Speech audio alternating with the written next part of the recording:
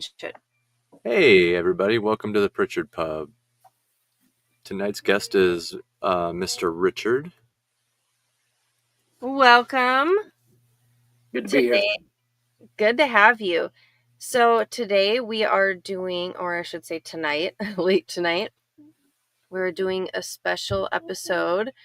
And it's just addressing the pain epidemic, or I'm sorry, what did they call it? The opioid epidemic that really, it just ended up in being an untreated pain epidemic. And I have many people, especially in our lives, that would argue with that.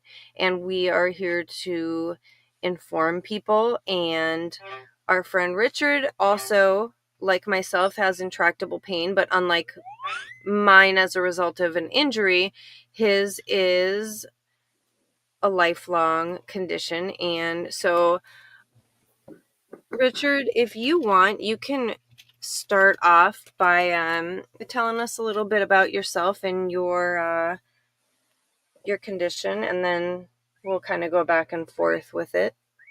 Sure. I was born, the disease is called osteogenesis imperfecta. So osteo meaning bone, genesis formation, imperfecta, imperfect. Okay. And what it means is my bones are brittle. They break real easy. And I actually have a very mild form of this condition. And by mild, this is what I've been through. I've had 27 broken bones since I was an infant. And numerous surgical procedures, mostly on my legs, to correct the trauma from those fractures. What they do is they'll do what they call a rodding. They'll go in and they'll straighten the bone off that's crooked from the fractures, and then they put a rod the length of the bone. And they've been doing this to me since I was an infant. And the problem, though, was as you grow, the rod doesn't grow with the bone, so you'd break around the rod and they'd have to redo it with a longer rod. So I went through that from the time I was a baby until I was about 18 years old. In addition, I also have scoliosis, which is a common comorbidity of osteogenesis imperfecta. Scoliosis is the curvature of the spine, and it was severe enough that when I was 17, I had to have an extensive spinal fusion from the mid-thoracic all the way through the lumbar. So my back is entirely fused, every vertebrae between mid-thoracic, mid-shoulder blades, all the way down to the lumbar. And today, that's where the majority of my intractable pain stems from, my spine. I never actually fractured my spine. Well, I did have a compression fracture recently, but it was very weird. It wasn't a full-blown fracture, but most of my fractures have been in my legs, a couple times in my arms. But the main thing was as a baby, and then through my teen years, this would be from 1967 to about 1985, treatment of pain was barbaric.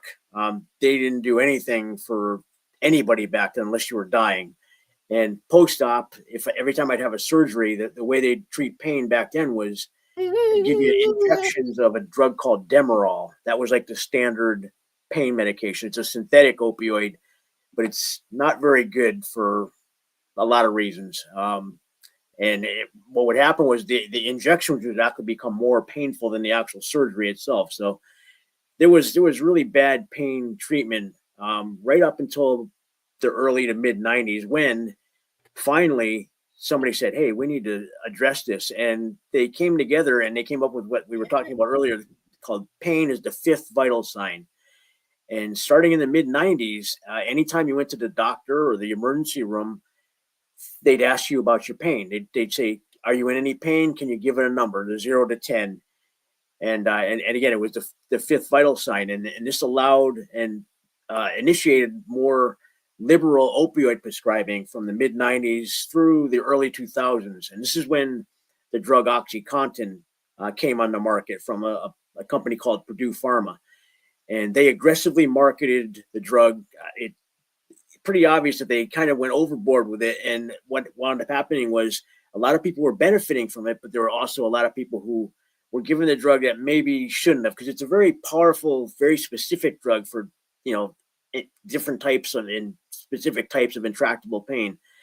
So that initiated some problems. And what people don't seem to remember is, maybe you've heard about this, in the state of Florida, from like the early 2000s right up to about 2011, there were literally hundreds of pill mills up and down the state of Florida that were literally handing drugs out like OxyContin out with little to no medical justification. Just in Florida, to give you some numbers, the United States consumed 80% of the world's oxycodone, and 80% of that 80% was in the state of Florida.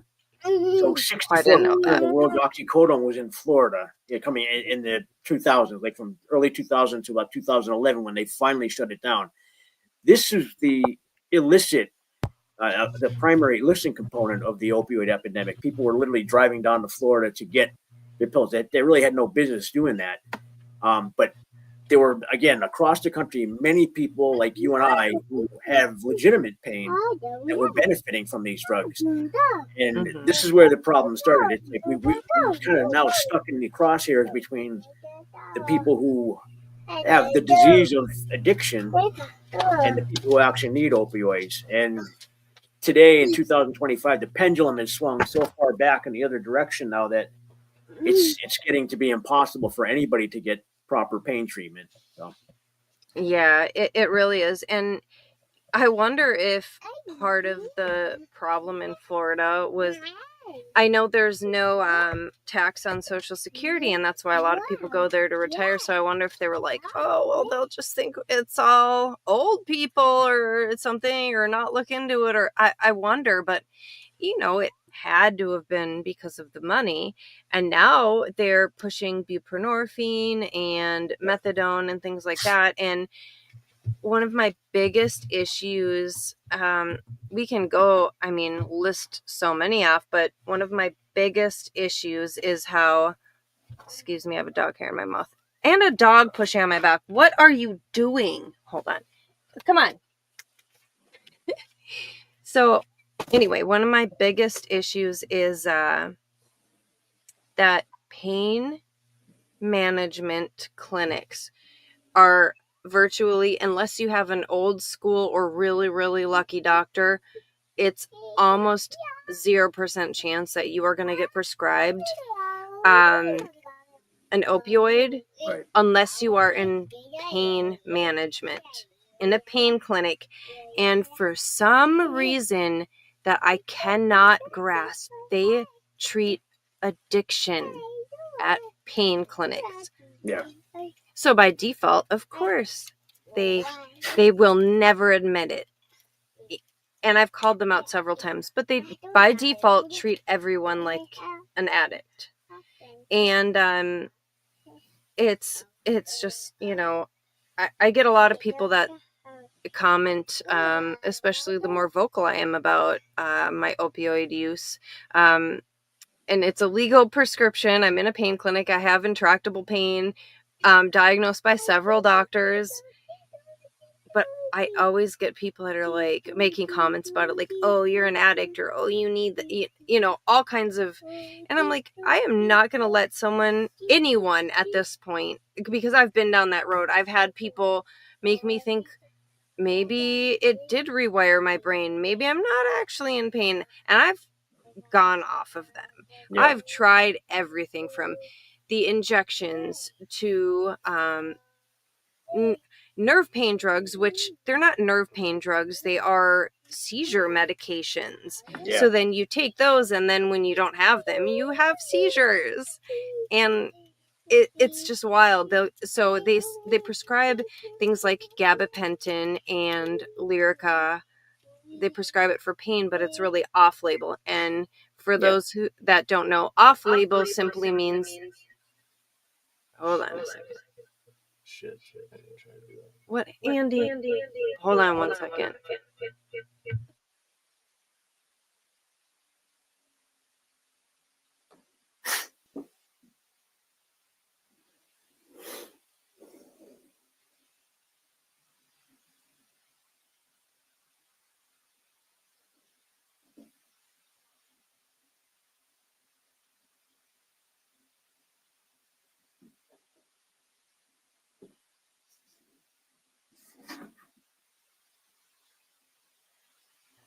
Okay. I'm sorry. We were having issues with things pulled up over on our other computer. Well, the TV. So, where was I at?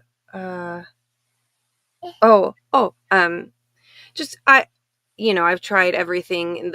So what I was going to say is if someone prescribes something off label, it just simply means that it's for something other than what the medication was Right. intended for / FDA approved for, things like that. So I've tried the muscle relaxers, and then I found out there's this like magic cocktail they give you where, and we take these things because we have to be compliant to get the little bit of opioids that actually help us. So we have to take the nerve pain drugs, and then, the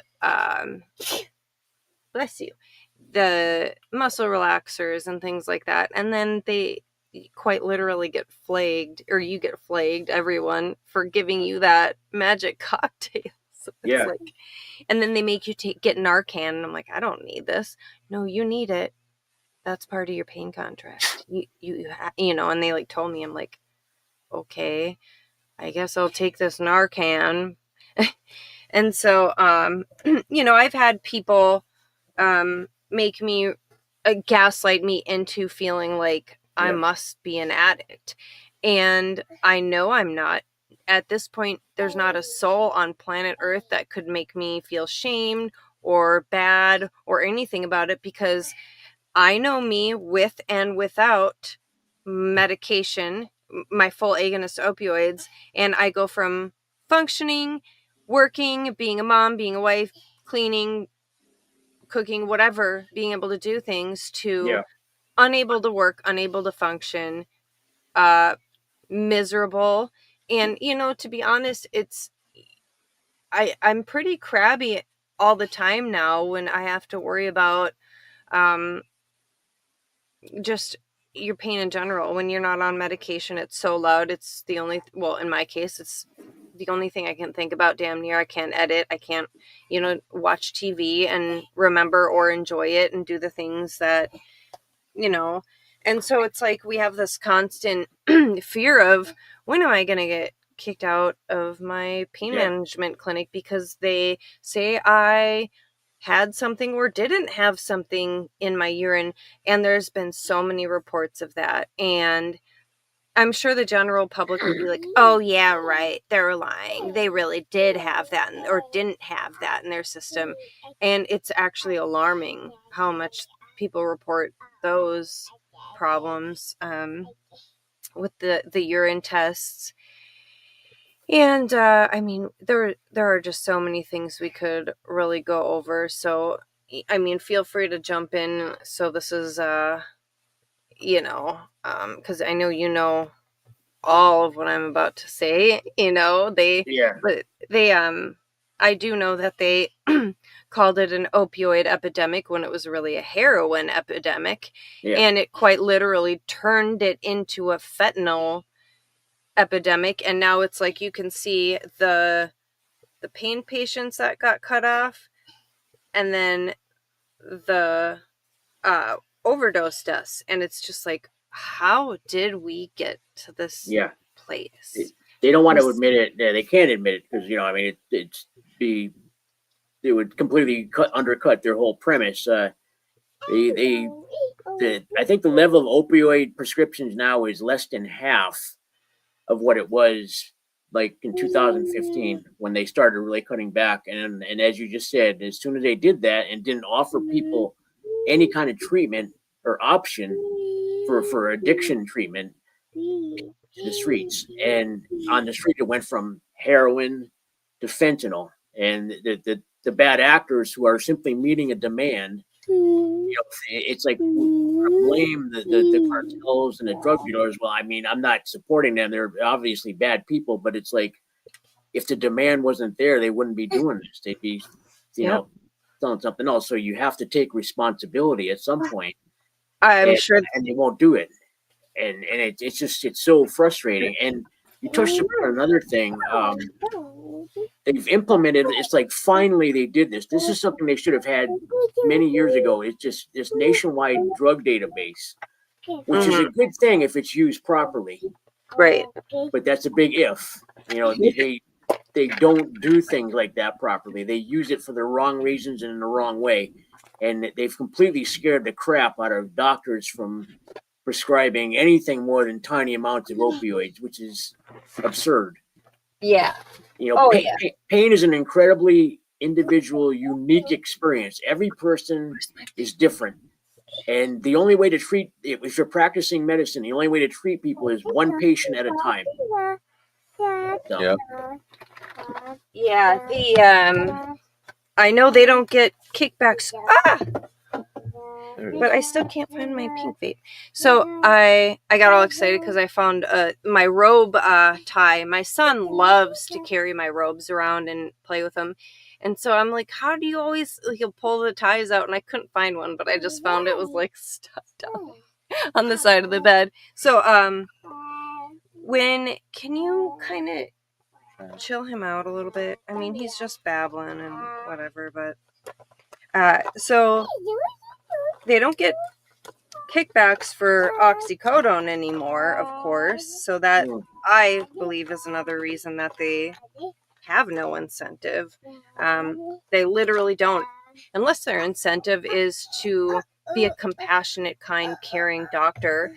It's amazing how many doctors I've had literally say to me, like, I want you to know that I know you're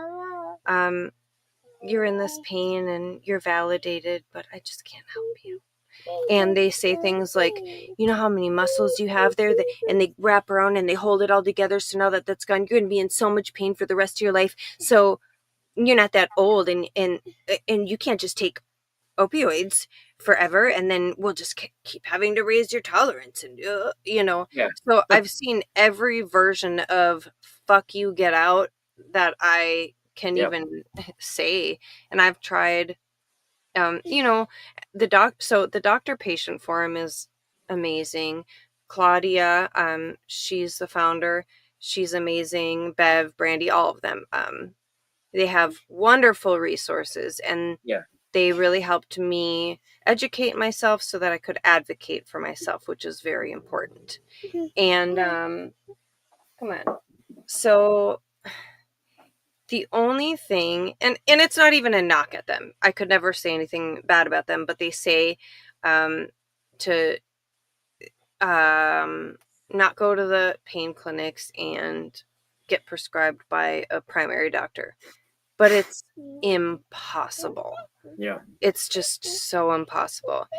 And I think they have to know that by now, or they did in the first place. And, they say cancel your surgery if they don't prescribe you ahead of time. I've had doctors and dentists lie to me and say that they would send me something and then not send me anything. And specifically opioids too.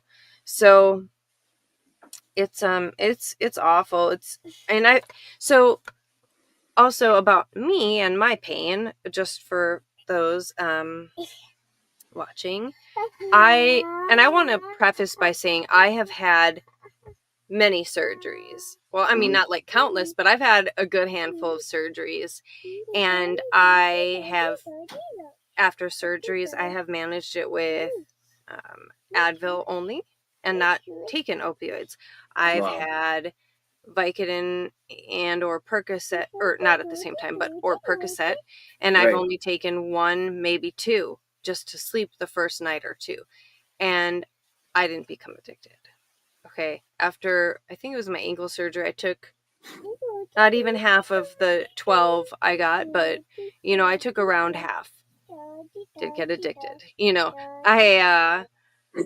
I had a car accident. Someone they rear-ended me when I was at a stop, and I was at a trail crossing, so I stopped, and the guy was coming from the other side of the road, and as he was in front of me, I was in my little Eclipse coupe, and a Ford Explorer going 50, I just stopped him, and I locked up the brakes. I saw him coming. Luckily, that car stopped him too, and there was the whole trunk was caved into the back seat, and I had a full spinal strain, and I blacked out and everything, just for, I'm not sure, but just a minute or seconds or whatever, and I had the worst neck and back pain. It was awful.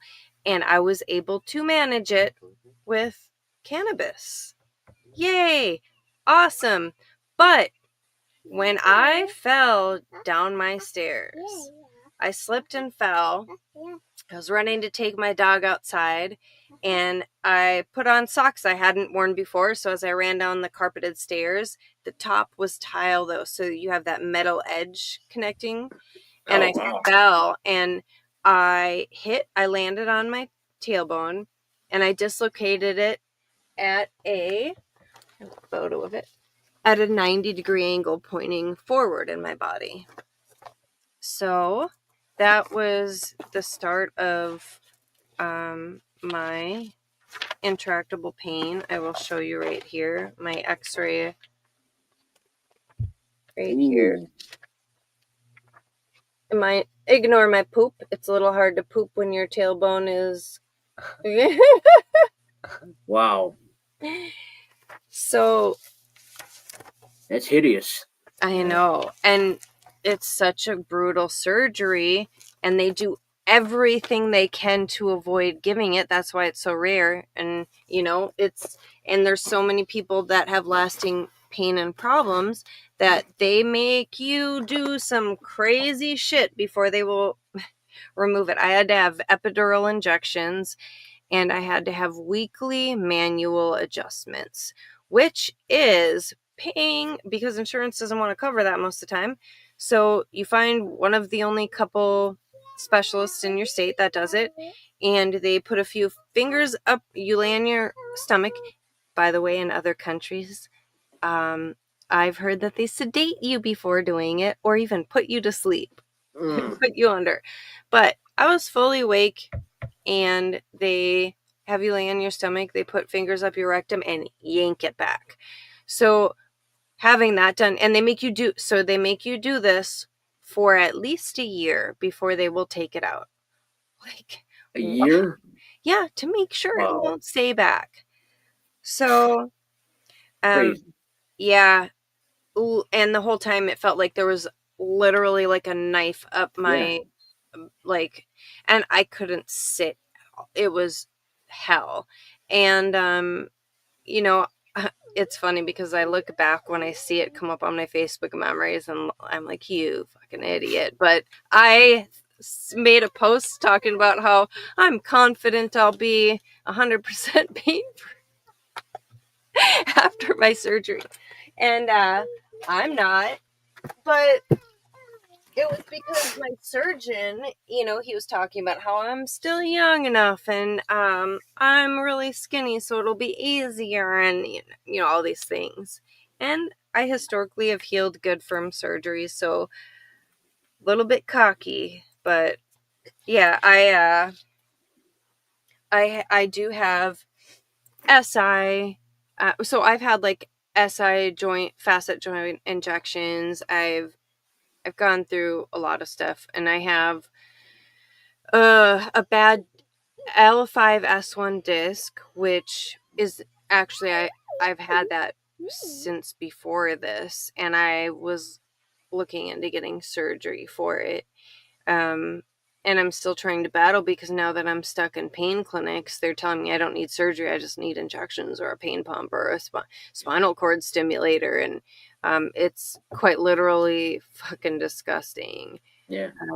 But I have really bad hip issues where when I stretch, and I feel like I have to stretch them all the time, like laying in bed, they'll snap really loud, which from what I understand is your tendons snapping like against the bone. Yeah. Something of the sort. And that is excruciating. And I'd say 75% of the time it's my right hip, 25% left, but I can't bear weight on my, like I just can't bear weight because my hip hurts so bad. And I've learned, I have to walk. So it's really, really hard I try as hard as I can to walk.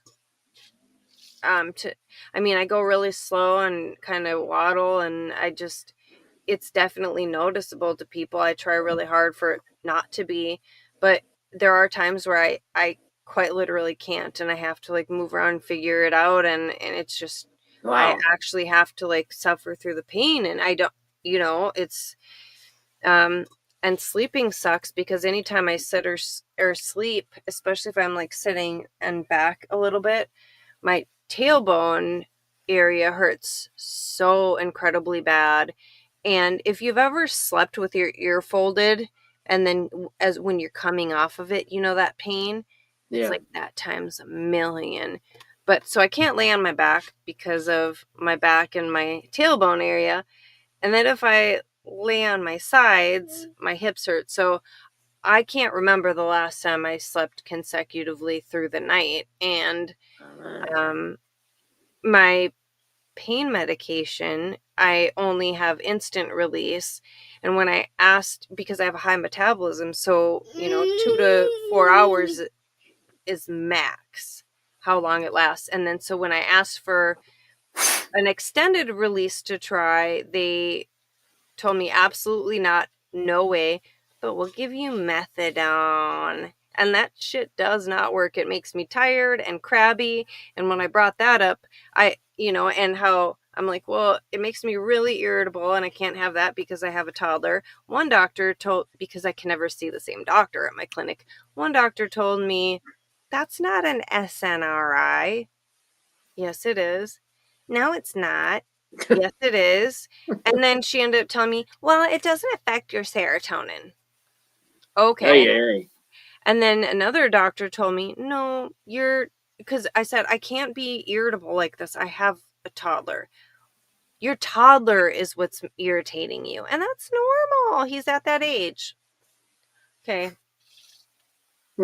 So it's just fucking insane. So anyway, I don't sleep very well. And it's just been rough. I have, so I'm at risk for rectal hernias, bladder / organ prolapse, but I think it's most likely to happen to the bladder. And I have really bad sharp SI nerve pain, or like SI joint pain. What is it called? I get sciatica really bad too. Yeah. And what's it called? I just had a family friend who has the nerve issue. What's the nerve that's like between your bum and your genitals? What is it? Come on, why can't I think of it? Andy, you're supposed to be I don't know. like Jamie is to Rogan. That's what I was that? trying to do. Want me to Google it?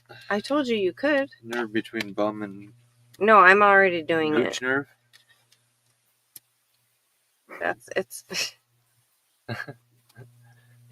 the vein, nerve between bum and anus and scrotum. That works. I'll click on that. Yeah, the pudendal nerve. So I have issues with that, and I had, every time I go to the bathroom, like take a poop, I have like extremely like deep muscle ache like in my vagina and everything. So like it's pretty painful in every way. And of course like my rectal area, I guess, and so it's like inside, it's nerve pain, it's muscle pain, it's probably scar tissue, and I'm sure that they traumatized the area with those manual adjustments. So I also when we lost our first son at 16 weeks, I kept hemorrhaging on and off, and we found out that I had uterine AVMs. Our viewers probably already know that, but it stands for uterine arteria. Oh, say I can't talk. It's so hard to say. Uterine arteriovenous malformation. So it's essentially, pull that up, babe. That's what you can do. We can show people what they look like. Well, I was in the. So, can you hand me the remote? I'll mute the TV, and then it won't come out of the TV at all, and then it won't be any feedback. Yeah. And then because what I was going to do is I was going to chill backstage, and Yeah, but I was that's going to present my screen. Yeah, and you then don't have to explain it, baby. You she can pulls it up. you got it, babe. So basically it collects blood. The blood isn't mapped right, and then it collects and it ruptures. And we had a friend say that after we lost our son, everything happens for a reason. And I thought, I'm enraged. That's totally wildly inappropriate and fucked up Right. to say to someone who just lost their child. But I know that she's a very religious person. So I'm like, I just assumed that's something she would tell herself to comfort herself. And so I just thought, I'm just gonna, you know, take that as she means well. And the funny thing is that they told me that had I gone any further along in my pregnancy, the AVM would have gotten so big that it would have ruptured and killed both of us. Because when those rupture at a certain volume, you have no time left. There was a few times we woke up and it was like so much blood. I don't know how I didn't bleed out. But I had to have 2 embolizations where they go in through each well, I had 2 a week apart, so they went in each femoral artery and blocked it off, and that can reroute your blood and kill an ovary or things like that. So I was explaining to a doctor I had seen recently that I was trying to make my primary, and I was telling him, I still get like really sharp jolts of pain in my uterus. By the way, I've had a male doctor tell me your uterus doesn't have nerve endings, so it can't hurt. I'm like, why would childbirth hurt? It's all right. So I had, so I was telling the doctor that I still randomly, not all the time, but I still get random pain from that. So I think, some of my pain might be some kind of, and I've also had a C-section. So, I'm sure there's uterine scar tissue and that contributes. But he told me to have a full hysterectomy because I don't need it anyway, and that would help my intractable coccygectomy pain. It's like these doctors say the dumbest things, and Crazy. What? Absolutely crazy. What do you think is the craziest thing or most insensitive or just appalling thing that a doctor's really said to you? Well. Oh, by the way, you should share how it was discovered that you had the brittle bone disease. Say it again. You should tell our viewers how it was discovered that you had your. Yeah, let me start with that. When I was born in 1967. I'm 57 years old now, and the disease that I have is pretty rare. They didn't know a whole lot about it back then. So Oh, okay. when I was the first 9 months of my life, I was crying a lot as a baby. And so what the theory is now is that I probably had some fractures or some like what you might call hairline fractures, little itty bitty fractures. But it was clear that as a baby I was in pain. But then when about the age of 9 months, I was in the pediatrician's office for an exam. And the doctor went to turn me over. And as you know, when you turn an infant over, you grab him by the legs and you turn him over onto his stomach. Well, when he grabbed my legs, my left femur snapped. And right away, the doctor knew, something's up here. So he sent me to an orthopedist, and the orthopedist diagnosed me with OI at 9 months. And back then, like I said, not a lot was known about it. They were telling my parents things like, he's probably going to have a really hard life, and he's not going to live that long. Like, maybe he said if I got to be age 40, that would be a good outcome. I'm Obviously, so glad you're still with us, by the way. Yeah. I mean, things have changed obviously since then, and knowledge, and here I am now. I'm, live and kicking. So, yeah, a big F them as far as I'm concerned. But the craziest thing in terms of what we're talking about pain, there's been so many little bouts of ignorance from people that you're counting on to know what they're doing. And Yes. and the problem is I'm sure you've encountered this too. If you start advocating for yourself too zealously and too well, and you start embarrassing them, well, then they do what you've already talked about. They say, "Well, you're just an addict. You're so consumed by this and so obsessed that you just got to have this." I'm like, no, wait a minute, back Yeah, up. and you're self-diagnosing. They get angry. Yeah. Yeah. This is my life. I only get one shot at this. It's like, I mean, I'm spending this time here right now in your office talking to you. I'm never going to get this time back. So I'm not, I mean, of course I'm serious about it. Everybody should be. It's your health you're talking about, your quality of life. But they're so afraid now. And that's really what it comes down to: fear. They don't want to be bothered. They don't want to have the DEA doesn't come in with SWAT nearly as much as they make it out to be in the media. But what they do is they send them letters, they make phone calls, and their lawyers and people come into their offices to try to intimidate them. And that's the last thing any doctor really needs when they're trying to practice medicine, because they've got, I realize they've got other patients to think about. Mm-hmm. I'm not their only patient, so I respect that part of it. But again, this is my life, and I know what's best for me. I'm sure you've probably noticed the same thing I have. Every pain clinic because I've made the mistake of doctor shopping, which I don't care. I want to see the same physician every month, which is impossible, but they have these signs like, we understand that each patient is in charge of their own health and autonomy, and we do, and it's like, you're in charge of your own pain. Bullshit, man. What? And then with me, they talk about that dreaded MME, which Minnesota has a lot that they actually put in place because of this to protect intractable pain patients, the prescribing provider, and the pharmacists, so that I can go above the MME. I'm nowhere near it, but then they add my methadone in, and then they double it, and then the doctor's like, oh, the MME, and then they took it away. I'm like, good, I hate this shit anyway. It makes me whatever. And then another doctor's like, well, I'll double it. We won't take it away and give you a little bit more of oxycodone, but we will double your methadone. The only way I feel comfortable doing that, though, is to also prescribe you Adderall. And I was like, absolutely not. What? Like, what are you fucking talking about?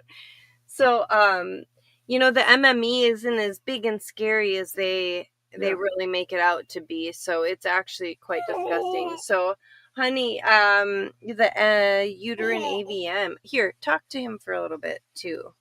Come up here. Well, I'm here. I've been listening. Well, here, let's switch sides. I have it hovering over to add to stage. You just add and subtract it from stage as you want. And I can. Okay, but what I want to pull up is a specific photo. It's not a real photo. Can you move over, baby? Just a little. So it's a diagram that they had. So if we go under, it was like right up on someone's website. Oh man. Okay. Here we are practicing medicine. That's what I'm just going to call it now. We're just practicing medicine. Oh, is there anything I can diagnose you with today? Yeah. Just step into my office here. Oh, don't walk on the keyboard, buddy. But you can come say hi. High roller B. Ooh.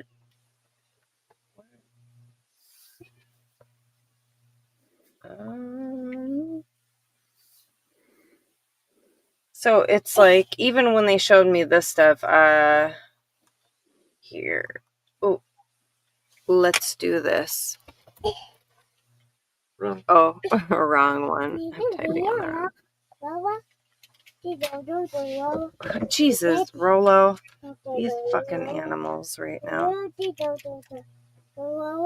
I didn't want a uterine AVM, babe. Oh, I just wanted a Cheerio Venus. Sorry, that's probably appalling to hear. My bad. This is what I'm looking for. Oh yeah, that's a good That's a good description of So can we enlarge this to kind of? Oh, you don't. Never mind. I don't need to. Yeah, people can see. It doesn't need to be like full screen. It's fine. Andy, I just said it was fine. Just zoom in. So this is the difference between the first one is the normal one. This one is the AVM that is not normal. And so what happens is this freaking mess ends up rupturing, and yeah. So the most common AVMs are in the brain, and you can get them in your pelvic area, on your bladder, things like that. So I actually am the admin for the Facebook group. All right, you can for the Facebook group, and once in a while we'll have people come in that have an AVM elsewhere in their body for some reason, even though ours is the uterine group. But it's just very wild because there are less than 100 cases in medical literature of uterine AVM. So when I went to a specialist, it was, the vascular interventional experts is where I had mine done. So if anyone, I'm not even going to say just in Minnesota, if anyone in the nation can get in with VIE in Eden Prairie, shout out Dr. Wolf. She is amazing. When I had Alexander, I was so terrified because I was high risk. They had this big team lined up in case I needed transfusions or if I had to have an emergency embolization.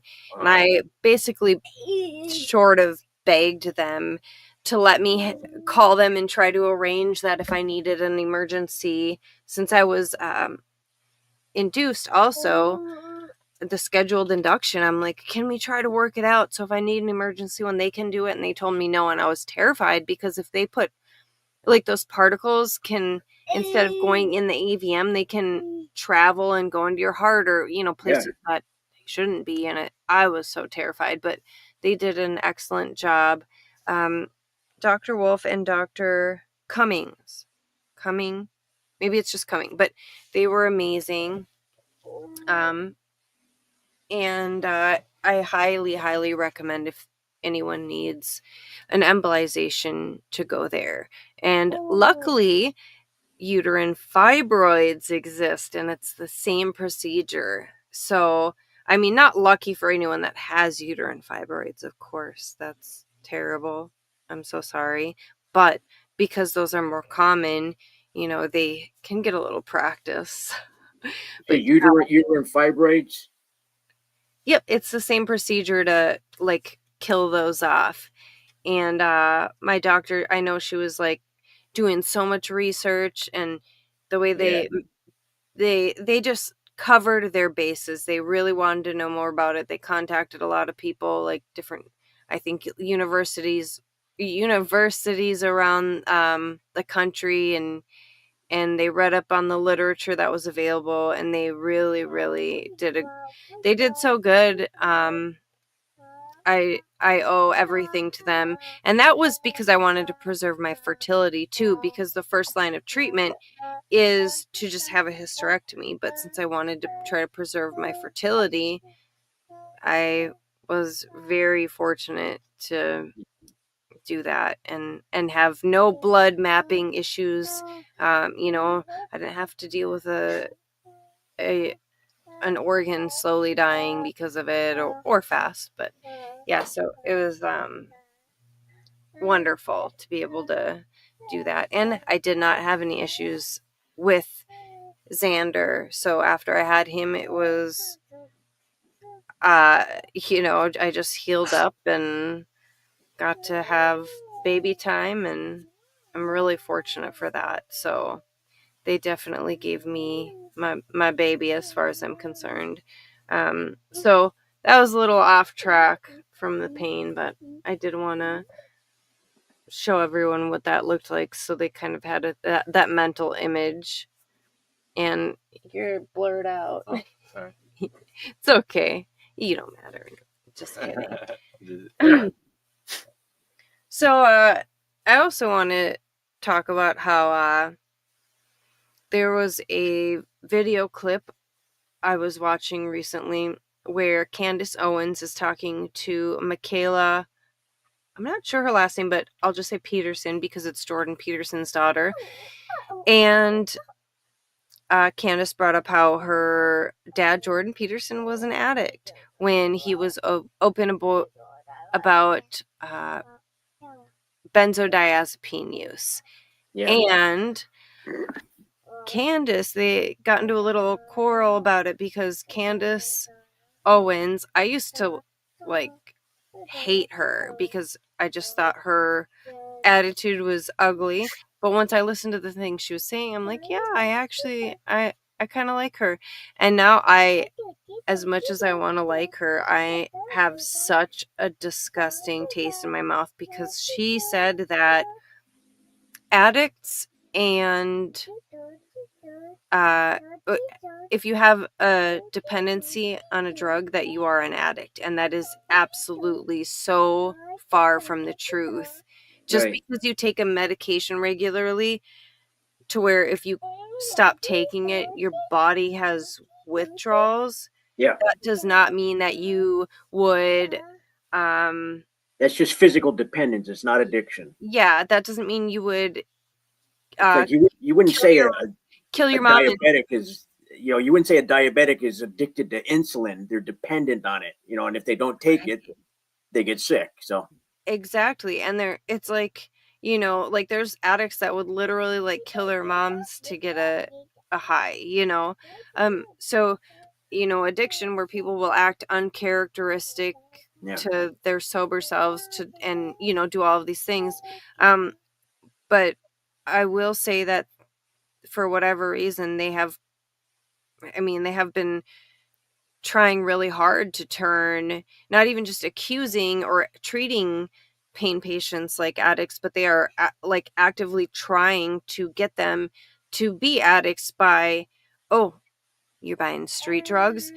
We were talking about the drug dealers being out there and the demand, but I'm at the point where I'm like, thank God that there are people selling legitimate prescriptions without fentanyl on the streets for pain patients that absolutely rely on them to function. Even though like the street prices are disgusting and people are literally becoming addicts in the sense of they're probably spending money they don't have and going broke trying to treat their pain, and how selfish they must feel and all kinds of like horrible things. And the fact that we have untreated pain like this is wild. The statistics, I do want to bring up some statistics because there are over, I believe it's 120 or 130,000 Americans that have died by suicide because they had their prescription opioids rapidly tapered or cut off. And that is absolutely, in every single way, heartbreaking and disgusting and barbaric. And I couldn't even talk enough shit about it to get my fix. A lot of the... Oh, is he gone? Oh, we lost our guest. We lost our guest, unless he didn't like my potty mouth. He'll be back.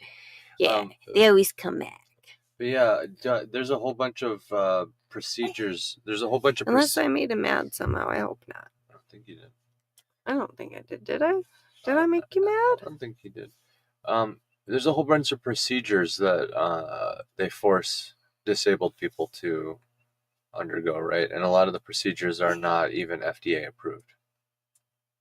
Is that true? Oh yeah. I've had doctors lie to me and tell me that Yeah. It's not FDA. What the? Oh, it was like the moon. I thought it was a little face and I got scared, but it was the planet on that blanket. So, drape, whatever. Oh, hold on. He messaged me. Okay, yeah, he crashed. So, as in, like, his computer, the video. Sometimes StreamYard does that. It'll crash out on me when I'm on my phone. And so, yes, I have been lied to, but a lot of these steroid injections are banned in other countries because they are not FDA approved. And our doctors are lying to patients and saying that they are in fact FDA approved. And I'm not sure if they're just that uninformed or they like to lie because they get money. I actually got kicked out of a pain clinic. This is kind of funny. Yeah. So not. I got kicked out of a pain clinic because I was having dental work done and I asked if I could take some Vicodin that I had lying around so I wouldn't have to get a new prescription. He said it was fine. I took the drug test, got my prescription, came back the next month when my meds were due. And since the last visit, he wanted me to do prolotherapy, which is quite literally paying $600 a piece in cash for sugar water to be injected into your ligaments. Oh, yeah. I shit you not. And I said no. And then he said that I tested for Dilaudid on top of my normal medication and the Vicodin he told me I could take. And so Vicodin can show up as hydromorphone also. Everyone needs to be aware of that. So if you ever take Vicodin and it tests for hydrocodone and hydromorphone, I believe are the two, that can happen. So he said, you took Dilaudid, get out of here. And I had to figure out what I was going to do, being cold turkey cut off my medication. That was fun. Oh, yeah. Luckily, I got into another pain clinic. They had an opening the next day, and they did take over my medication, but they gave me a significantly less amount. But it's been a struggle. I've struggled with, I've struggled with friends stealing my medication. I've struggled with, because if you have a prescription, your friends that do street drugs buy that off the street are definitely going to identify themselves, and then they're going to get mad when you don't share, and then they're going to quite literally project and accuse you of doing the things that they do.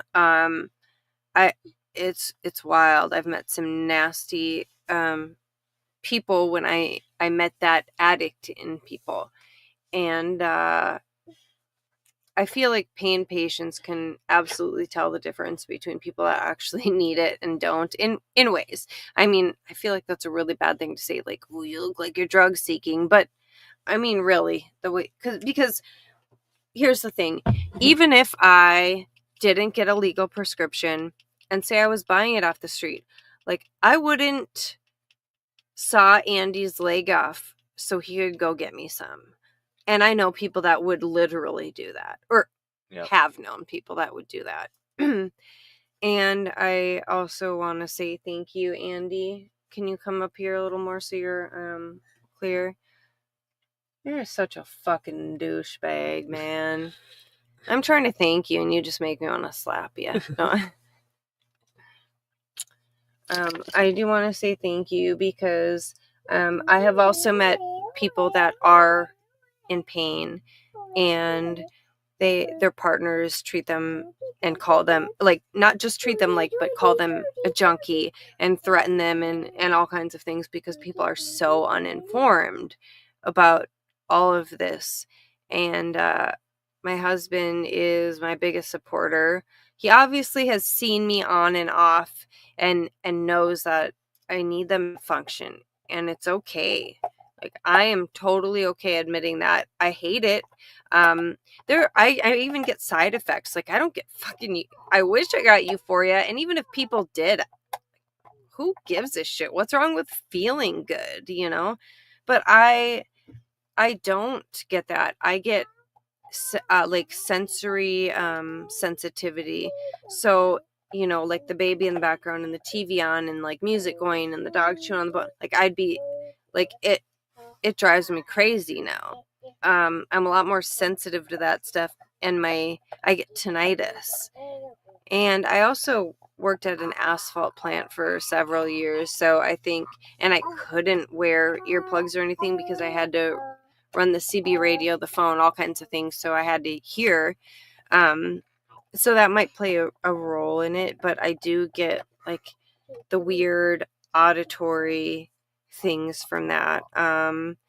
And, you know, once in a while it'll still randomly make me a little bit nauseous, but for the most part, I have gotten used to it. I'm not on a high dose or anything. And the methadone definitely kicks my ass. I tried the buprenorphine and it ruined my teeth. I'm not going to show you all up close because it's really embarrassing for me to have bad teeth. I hit them, and when I was 10 or 11 in school, I was walking up a slide and it was starting to drizzle, so it was a wet slide. And there's 3 recess ladies watching me and a few other kids do it at school, and I fell on the metal slide and I hit on my teeth and they got pushed up into my nasal area. And so my 2 front teeth were like almost black. And another one slowly died, and it really sucked. I was really self-conscious, and I was 17 before I finally got my front teeth, some porcelain veneers, and I got those and finally wanted to smile all the time, and life was great. My teeth are great. Like from here, thank goodness it's not super high quality because you probably can't see what's going on. I'm just letting you finish your thought. Are you trying to do something? Yeah, check this out. Well, can you let me finish my thought then? So, yeah, my teeth are very important to me and having good teeth. So when they pressured me to trying buprenorphine, hold on, our guest is messaging me.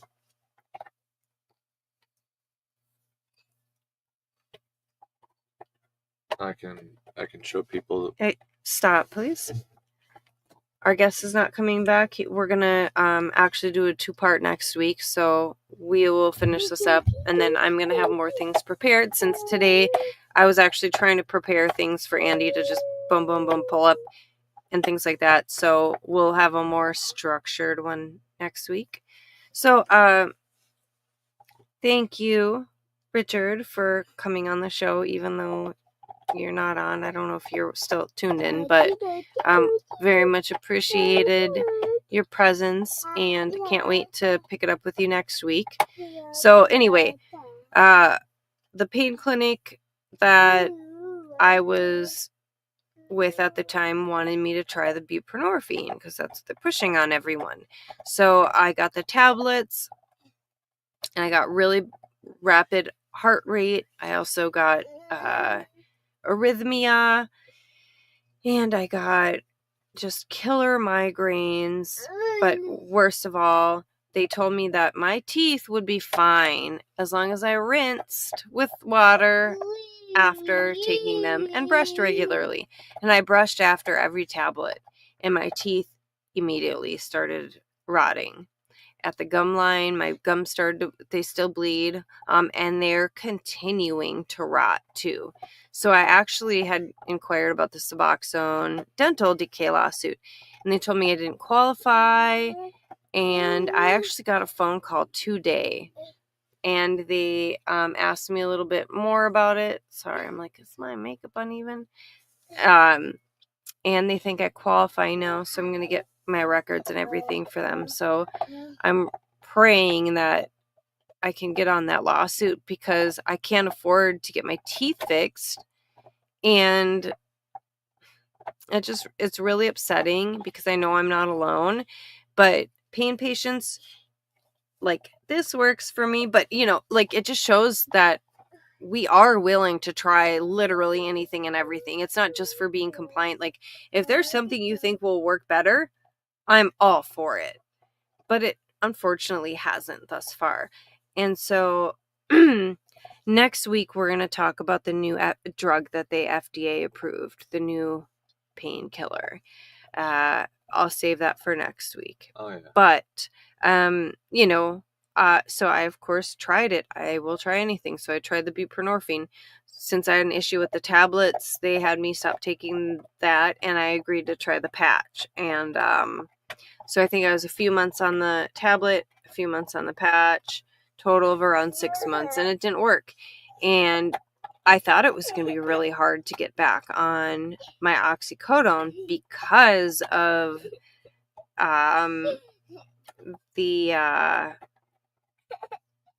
you took an addiction medication. But it wasn't, because I have intractable pain, right? But no one is keen on following the law. They cite their clinic policy over, they just don't even care about the Minnesota intractable pain law. And we have a huge problem because of that. And we're struggling. We need help. There is something you could all do for us, though. You could sign this petition, and it is going to be in, let's put it in the chat. Can I send it to your ex and you can put it in the chat, baby? Yep. Okay. Just give me a sec. I'm going to get it. Boop, boop, boop, ba-doop.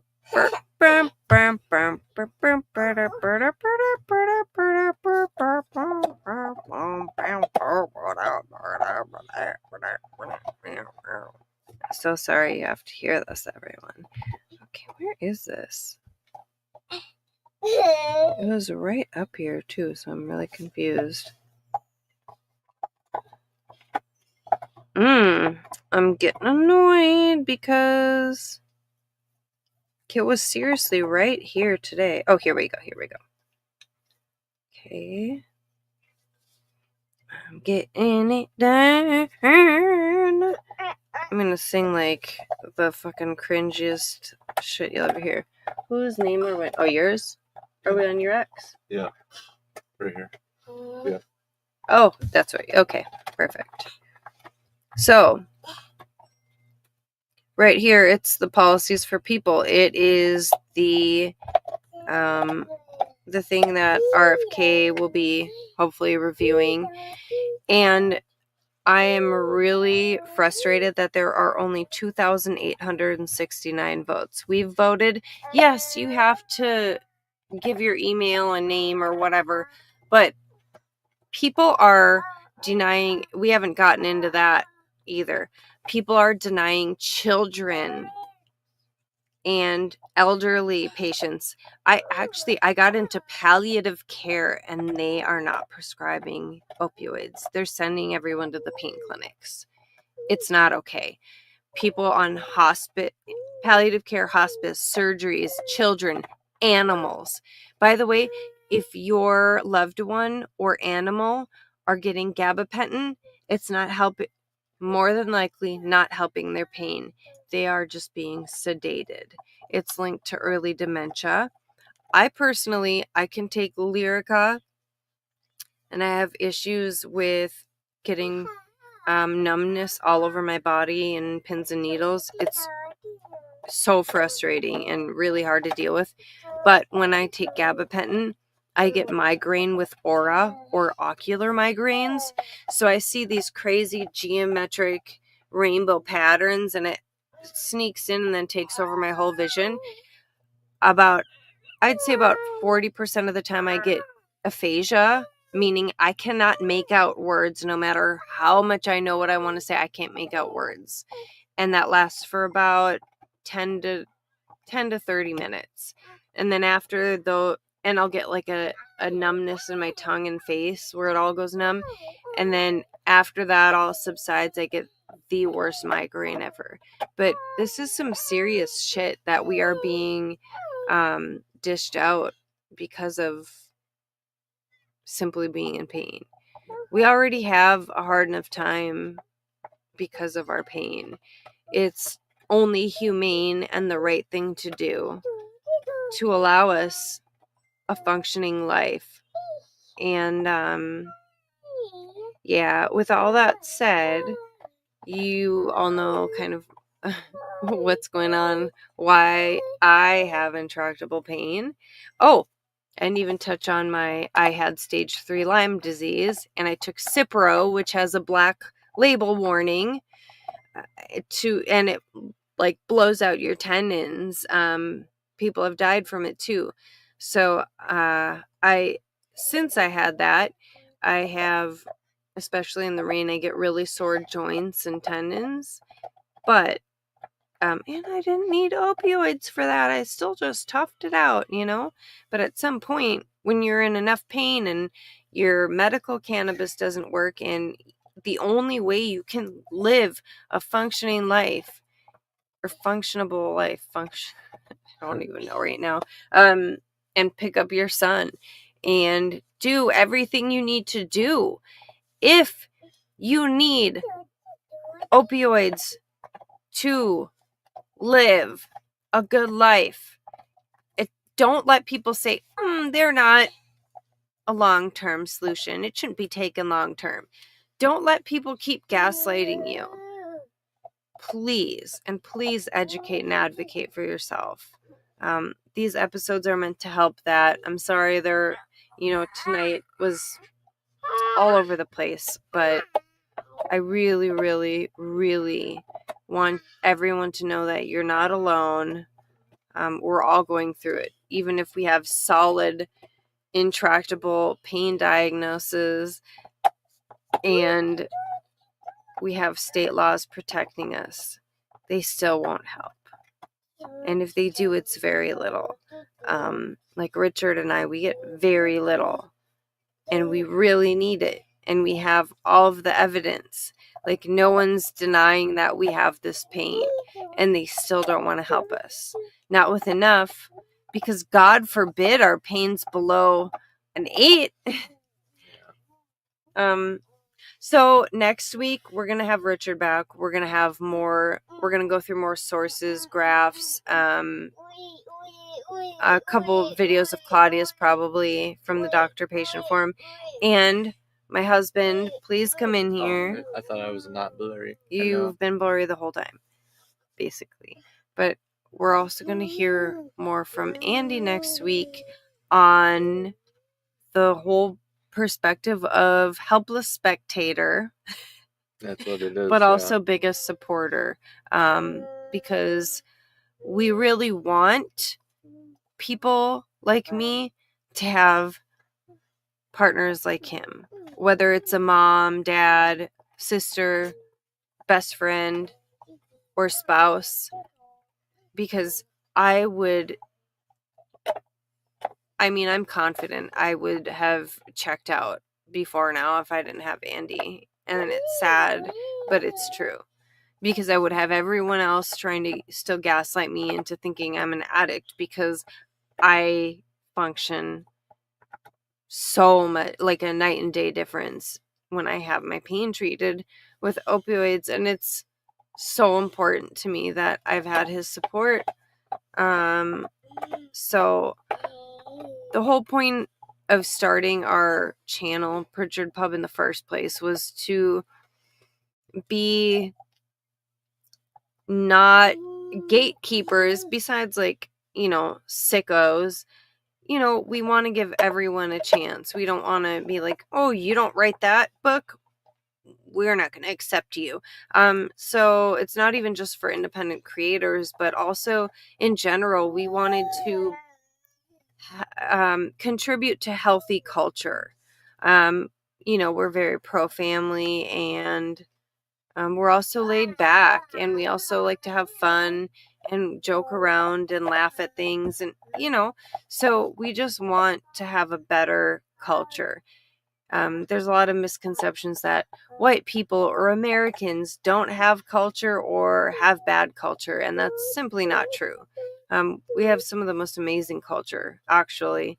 And we could do so much better. For a leading nation to be barbarically withholding pain medication from children and the elderly and literally just anyone, it's disgusting, because what America does, the other nations follow suit. So we better fucking do it right, and we're not doing it right. And I have a sneaking suspicion, and I really hope I'm wrong, that fentanyl is going to drastically decrease on the streets because of the border. And I'm really terrified that they're going to say, look, we cut all the pain patients off their medications, and look at the ODs, they went down, even though it's because of the fucking fentanyl. Like, prescription opioids should have never, ever, ever been included in the heroin epidemic. I was trying to share the thing earlier with you. Today, they passed an act that made fentanyl Schedule 1 permanently, which reduces access for cancer patients, but obviously makes less fentanyl around to kill people. So fentanyl is Schedule 1 forever, permanently. Well, people on fentanyl patches aren't going to be happy about that. Cancer patients, etc. Yeah. They're even denying terminal cancer, like terminally ill cancer patients, which, you know, there's a lot of, you know, at first they're like, you have to have terminal cancer. Like, so if you have cancer, but it's not going to kill you, okay, whatever. We will have more statistics, graphs, stories, things like that. It'll be a little more organized, and we'll have Richard back next week. So let's say tune in around 9 p.m. Central Time next Thursday. If anything changes, I'll let you know. Please please subscribe. Again, I'm really sorry that it was such a shit show. We had a lot of stuff happen before we went live. We had another stream, and then we did a double feature, and then didn't get to prepare for either very much at all. But as always, we really, really appreciate everyone that tunes in and chats, and we love you very much. Oh. Orky does too. Yeah. Don't you, good boy? What did you put on? What did you the tongue was too far. You lick your butt. Get out of here. That's too much. Too far. Too far. You see, take it from Booba. All right, you guys have a good night. Love you all. Take care.